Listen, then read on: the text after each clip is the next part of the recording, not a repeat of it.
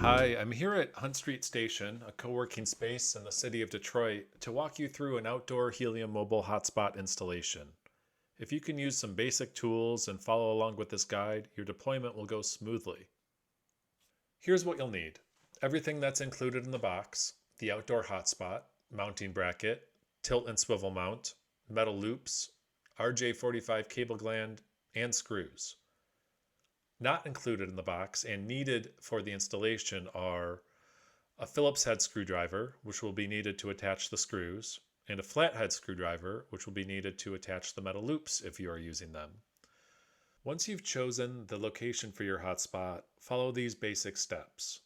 To begin the installation, attach the mounting bracket to the hotspot, then attach the tilt and swivel mount.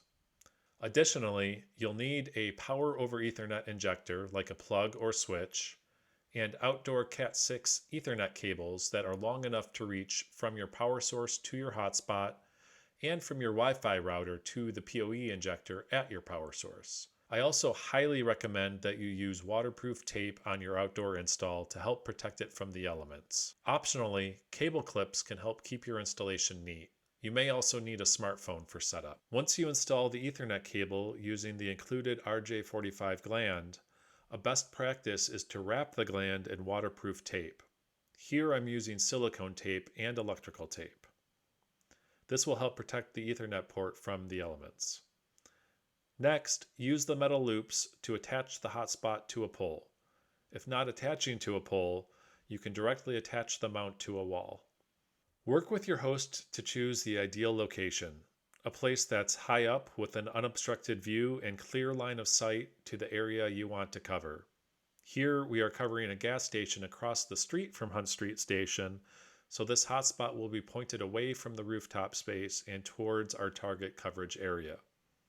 Finally, don't forget to manage your cables neatly using the optional cable clips. After you plug in to power, you will see the light on the bottom of the hotspot light up. Solid blue means you are good to go and everything is connected properly. If you did not set the compass direction of your hotspot when you onboarded it, now is a good time to take this reading and add the info via your Helium Builder app. If you encounter any issues, here are some basic troubleshooting steps. If the device doesn't appear online or you cannot connect to it, first try a power cycle. You should also double check that your internet connection is active and that your Ethernet cables are working properly. For more help, use the official Helium Mobile support site.